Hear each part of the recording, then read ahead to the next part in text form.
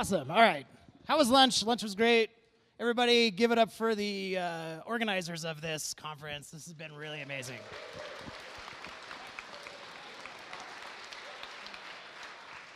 So thanks for that great introduction, but I just want to preface this talk by saying I probably have absolutely no business being here whatsoever.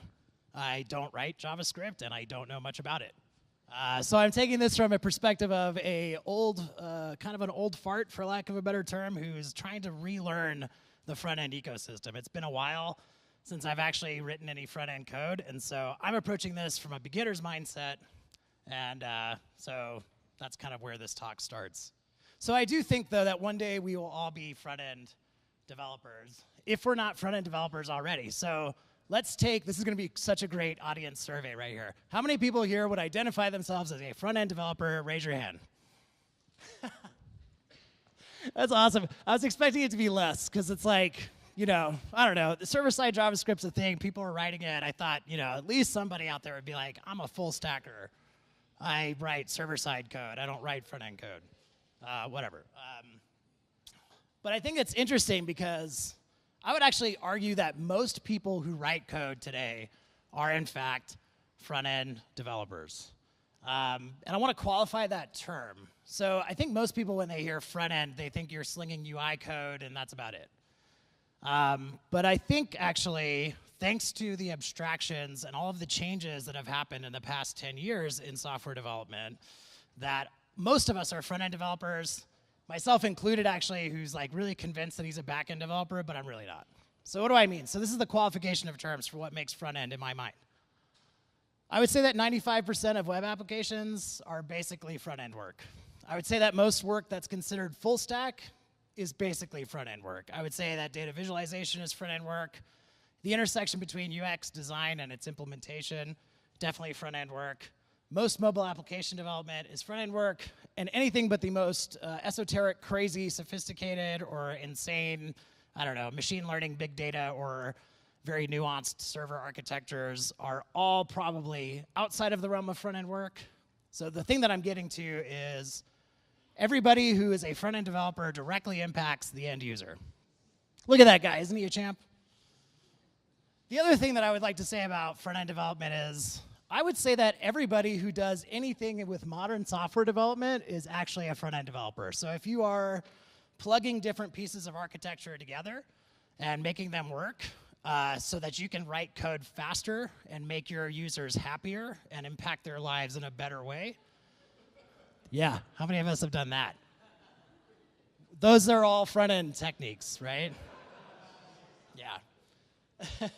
So you can see by this definition, we are all really front-end engineers, even the old farts among us like myself who is convinced that he's not.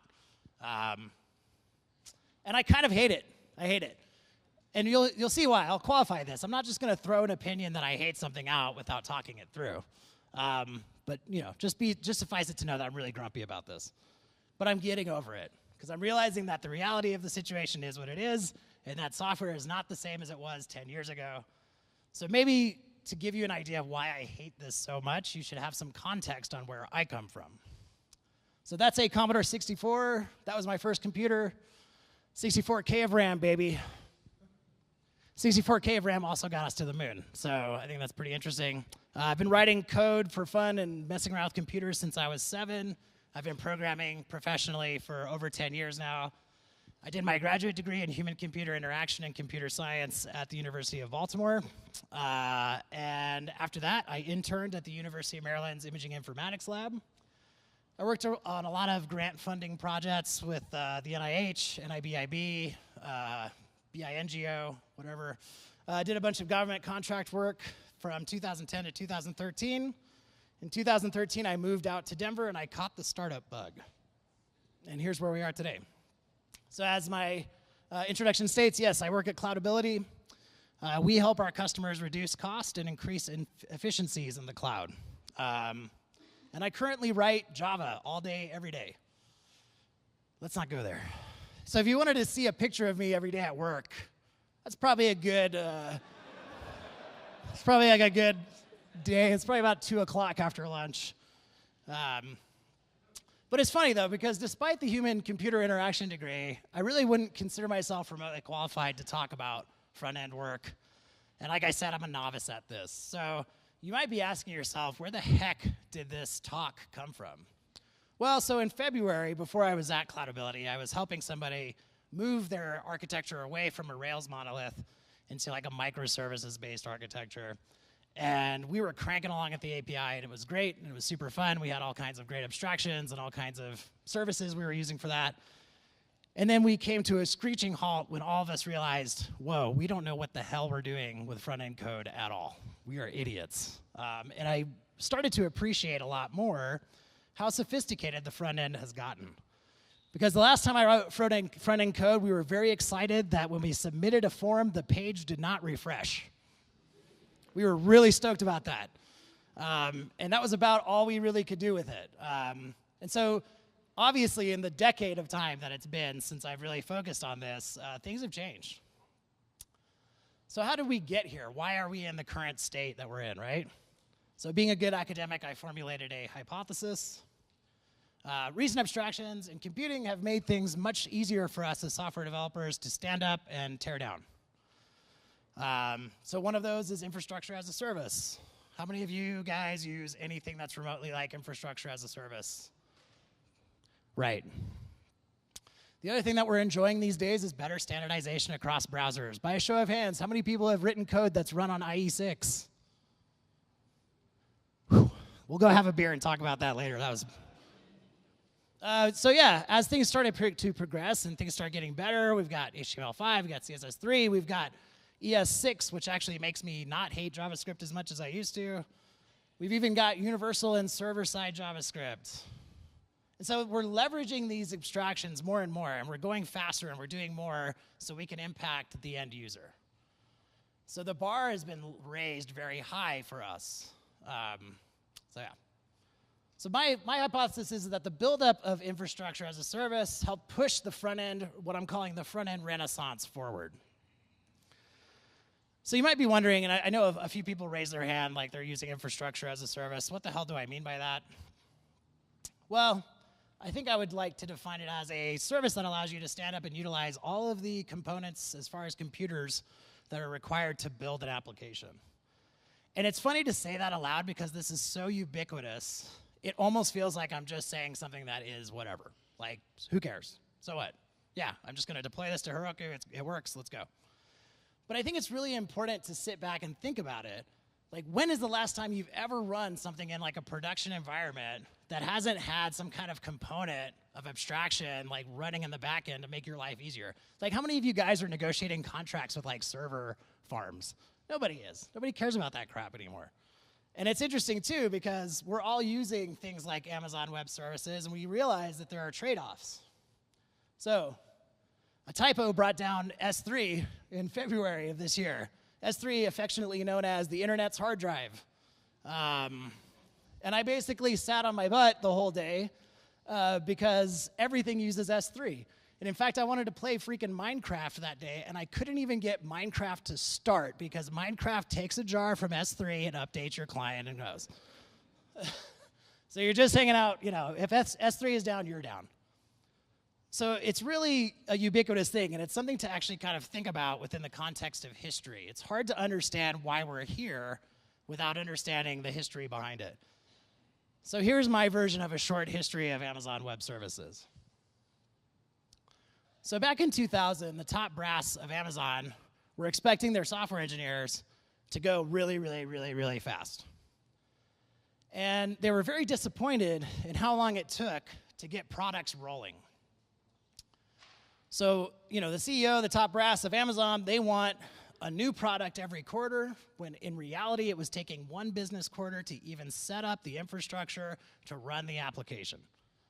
Now, can you imagine that? You're sitting around for a whole 4 months, standing up a database, standing up a web server, standing up all your authentication services, standing up all your flat file storage, whatever it is, and you haven't even written any freaking code yet. It's mind-blowing, and it's so insane to me that that's like where we were, you know, about a decade ago. So Amazon starts to build up this infrastructure for their internal teams. And I do realize, for you snarky guys out there, that's Steve Ballmer, I know. But Jeff Bezos hasn't done anything funny like that ever. So we're putting a GIF up of Ballmer, okay? So Amazon starts leveraging this and focusing a lot of engineering effort on their internal teams and saying, hey, if we can focus engineering effort on scaling up our infrastructure, we can go a lot freaking faster. And 3 years later, at a CEO retreat, the top brass at Amazon said, wow, we could actually probably sell this. And thus, the whole revolution started with infrastructure as a service, right? So in 2006, Amazon starts to roll out these products, S3, the hard drive of the internet, simple queuing service, and then the elastic computing cloud that allows you to stand up servers and tear them down. 2007, start busting through even more products, taking over even more and more of your infrastructure. 2009 to 2011, things continue to crank along. 2012 to 2014, even more stuff. And my favorite one that I want to call out, which is Lambda. Who's using Lambda in their, yeah, sweet. You guys are, it's awesome. Lambda is like the most terrifying thing ever. For a Linux geek like me who likes to build up and tear down Linux systems, Lambda is freaking terrifying. Why is that? Because it's serverless code. It just does it. And you don't need the neckbeardy types like me in the back room. You actually just run your code. And I kind of hate it, because this is the beginning of the evil robot overlords. They're taking our server jobs. I'm just kidding. It's actually a really good thing. Because let's all face it, computers managing infrastructure will always be better at that than this guy.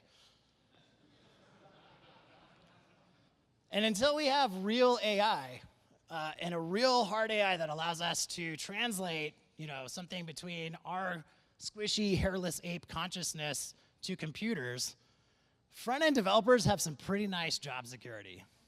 Because no computer is going to replace you until true AI happens. And I think in an earlier talk, at that point, you're just dead, so who cares about a job? So this has been the trend in the back of the house, right? This has been 10 years. So what about the front of the house? And this is where, if you want to stage a walkout and you get super angry about all the things I say, I understand. We'll have a beer later. Well, I feel like things in the front of the house went a little slower, especially within the browser realm. But in 1999, Microsoft creates the XML HTTP ActiveX control. Did anybody work with that? Yes. Awesome. XML HTTP request object was not fully functional until 2002. The following year, the Django web application framework was released. HTML5 was conceived in 2004 as a Web 2.0 standard. Whew. Every time I say the word Web 2.0 in a sentence, I grimace a little bit. Ruby on Rails was released as an open source project in 2004, and it was opened up for public commits in 2005. XHR actually didn't become a standard until 2005. jQuery was first proposed in 2005. Ajax support for jQuery was included in 2006. Node.js 2009. NPM's initial release 2010. React first deployed by Facebook in 2011. Now, these are all awesome and amazing achievements, but this is where the shame bell should be rung. IE6 was finally killed in 2014. What? And on top of that, Flash died a terrible death in 2015. That same year is when ECMAScript 6 becomes, a proposed standard. So what am I trying to say? This front-end revolution that we're in and all these awesome and amazing front-end things we can do didn't happen in a bubble. They didn't happen independent of each other. This is like a whole revolution in computing that in the past 10 years has completely rearranged how we think about and write code. And I would actually say that we probably wouldn't be where we are with a lot of these full stack and front-end advances without infrastructure as a service first. But thanks to that, our jobs are becoming a lot more interesting because we're not all spinning up MySQL instances. We're writing code that actually does things and is going to directly impact and focus on our end user, which is a great thing. Except if you're like me, people are terrifying and end users are really mean.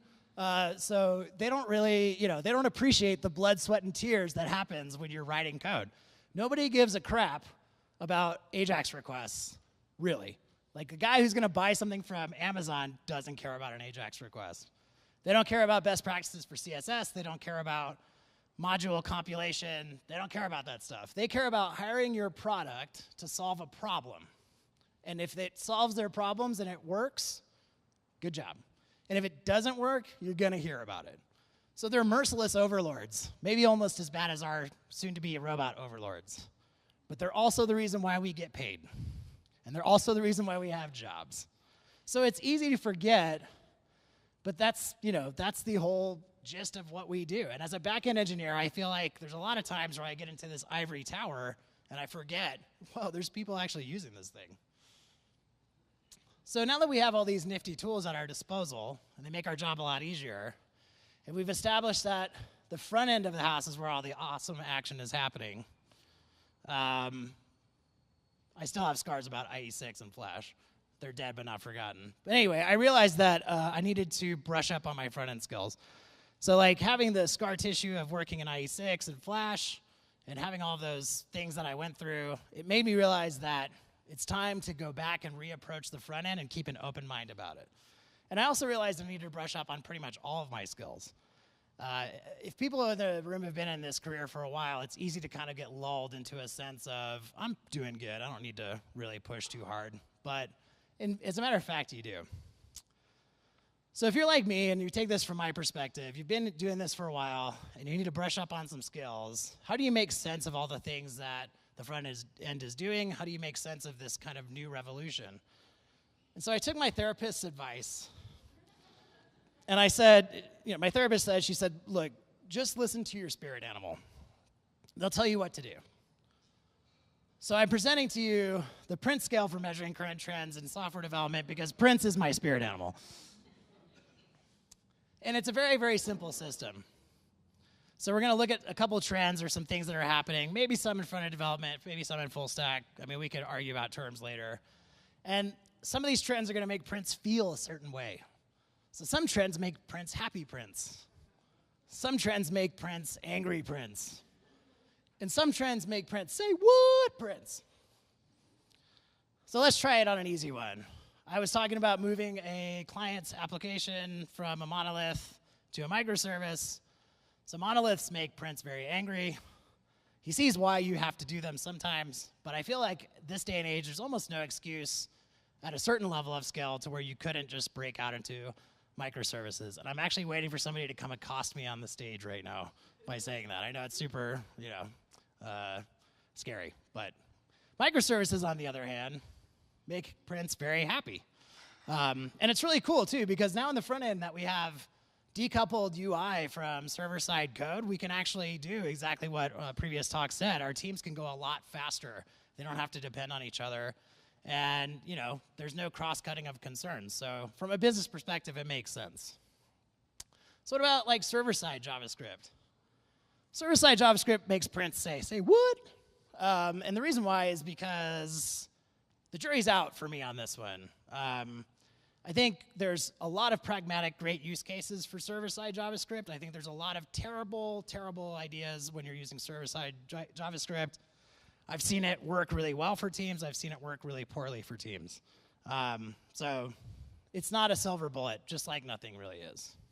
ES6 makes Prince very happy. ES6 is like, in my opinion, the rebirth of JavaScript. It's great standards for JavaScript. It actually makes it enjoyable and fun to write again, and I'm super into it, and so is Prince. What about highly opinionated JavaScript frameworks? Like Angular, Ember, things like that? Those make Prince angry Prince. Highly opinionated frameworks can do great things for you if you understand your business case in a really, really, really tight way. So if you know exactly what your front end needs to do, and you don't ever have to get around or externalize or try and circumvent what the highly opinionated framework is doing for you, you should be fine. I have heard, and I've never done this myself, I've heard that upgrading some of these highly opinionated JavaScript frameworks can be extremely painful and difficult, and that sucks, and that makes Prince angry Prince. What about JavaScript best practices and standards? That makes Prince pretty angry. Prince doesn't necessarily like where we are with our standards in JavaScript. He thinks some other communities do it better. At the same time, though, he's willing to give JavaScript the benefit of the doubt, because now that we actually have good practices in place with JavaScript, we can actually do some interesting things with it as a best standard of practice and things like that. What about stuff that, bundle up your JavaScript code? Well, Prince loves to write C code, so he loves make, and he loves bundlers. So he definitely is into the idea of bundling up JavaScript code. He's not sure, though, which one you should use. Pick your favorite. I don't know. What about React, which is probably a little less opinionated as far as a framework? Well, that makes Prince happy, because React makes Prince have a good time while he's writing front-end code. Starts to feel like real programming again to him, and he's a super happy guy when he cranks out all those great React components. So all I'm saying is this. There's a different perspective we all have in the way that we develop things. And depending on where you sit in the house, there's a different perspective that you bring in any kind of discussion. So for what it's worth, let a grumpy old developer give some parting words of advice for people. So if you're, probably most of you in this conference, if you're only writing JavaScript, I would actually encourage you to explore how other programming communities have set up best practices. I would say that the onus is on the JavaScript community to build those and make them a lot better. There's, bless you, there's plenty of places like Ruby and Go where there's interesting things happening for standards of practice. And I think that Elixir is an interesting community to look at, as it's just starting to grow and expand. And I think we can all learn from each other and adapt our best practices to inform how we do software. Also, I would encourage you to embrace an attitude of extreme pragmatism. So this is also known as avoid the new shiny. I think there's like this rad website that shows how many days it's been since a new JavaScript framework has come out. So don't go into that site and just throw that into your stack. Probably a bad idea. Probably be a good idea to remain pragmatic about when you're introducing things and why. Okay, and some of these comments in these next slides are self-directed. So if you're a jaded, grumpy backend developer like me, give JavaScript another chance. ES6 is pretty awesome. I think it's making for a lot better code overall. Remember that you can't exist without the front end and the end user. They're the most important pieces of, providing a good experience for people using your platform. So don't forget about them.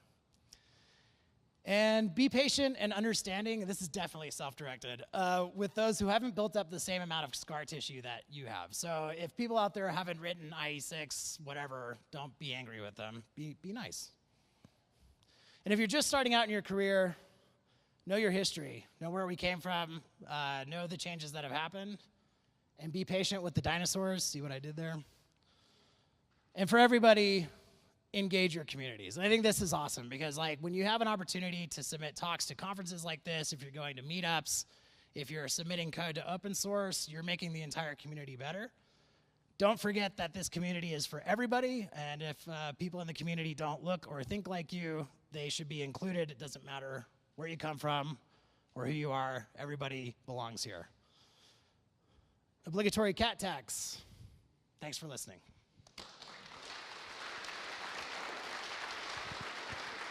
This is terrifying. I didn't realize I was going to have a Q&A after this.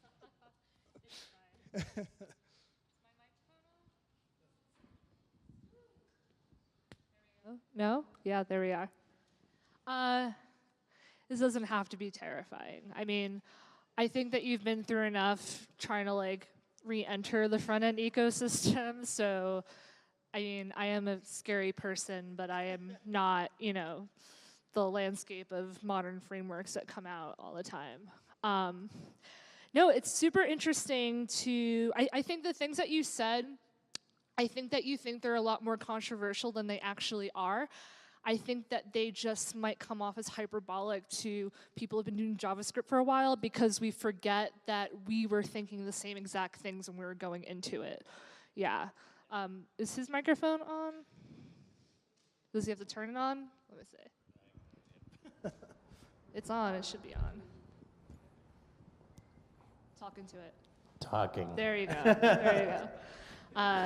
Yeah, it's interesting because when you've spent 10 plus years not doing this kind of work, and when you started, you're like, okay, the scar tissue of what emerged as Web 2.0 is basically the problem, like this microphone. Talk into it. Yeah. So yeah. Anyway, so it's interesting. So if you spend a lot of time like cranking through Java code and stuff, like yeah, this stuff seems insane to you. Yeah, it's brand new. Yeah, so I used to do a lot of back-end development, and then I got into front-end several years ago, and then I sort of stepped into like DevOps kind of stuff at like the perfect time. I got in and I was like learning Terraform and Ansible, and I was like, oh wow, there's all these like great tools to like automate stuff. Whereas front end, you mentioned like, oh, IE6 is finally killed and like Flash is finally killed. I think my theory is that like browser vendors sort of hold back innovation. Sure. What's holding back innovation for the back end? So I think a big challenge that everybody faces from a back end perspective is like which provider to go through for infrastructure. We're going to get to a place very quickly where cross-cloud deployments are going to be something that's forefront of what we do. And then having telemetry into actually what you're spending money on, which is kind of what we cover at CloudAbility. There's not a lot of, if anybody's looked at like a pricing model for an Amazon sheet, it's extremely hard to decipher. And it's hard to predict what you're going to lose your money on. Yeah, and I think I always tell people hosting is actually really super cheap to do nowadays, but when you see prices, you see like these like 15-digit float point numbers, fractions of a cent, and you're like, that seems like a lot of money, but it's like 0.000051333. Sure. You know what I mean? Well, yeah, totally. And the other thing that becomes interesting is like you have like so you have an EC2 instance that's hanging out, and you're like, some developer spun it up. Okay, I forgot about it, and your DevOps team doesn't have time to deal with it. So I think the other challenge for the back end is like, how do we automate and make things easier for people to spin up and spin down so they're not blowing their money on things that don't matter, right? So at 5 o'clock when I go home, dev environment should probably shut down, right? When I come back on Monday, it should probably come back up. So it's an interesting place to be in. But yeah, I think the front end is a little bit more interesting from like a high-touch user interface perspective. Yeah, and I think like as much as I sort of rip on browser vendors for holding back innovation, whatever, I think that it's getting better now where like twofold, they're speeding ahead on like providing really awesome developer tools. So like all is forgiven. I'm wondering what kind of, if front end people I feel like are more and more getting interested in the back end, especially as we learn more about like, JavaScript engines and compilers and stuff like that. What are some, I guess, tools or technologies that front-end people can take a look at in order to sort of get their feet wet with the back end? I think it depends on what you're doing. It's interesting to think about, where we've come in a lot of ways in the back end, but also how we've regressed. So, for example, we use make all the time on the back end for stuff, and that's an ancient tool. But it also informed a lot about how Webpack was developed, right? So sometimes retroactively looking at the old tools and the tools that are still storied and sticking around definitely help. Also, like looking at some of the philosophy and the way that programs were built for like Unix systems, for example. So the idea that really small programs should do one thing really well and then chain them across different programs. It's kind of an interesting philosophy to think about from a server perspective. And I think it also helps inform, as the browser and the front end become more powerful, how you can start to organize your own architecture. So. Awesome. Yeah. So that wasn't that bad, right? Oh my God. I'm gonna go to the bar right now and get a drink. Well, thank you very much. Thanks a lot.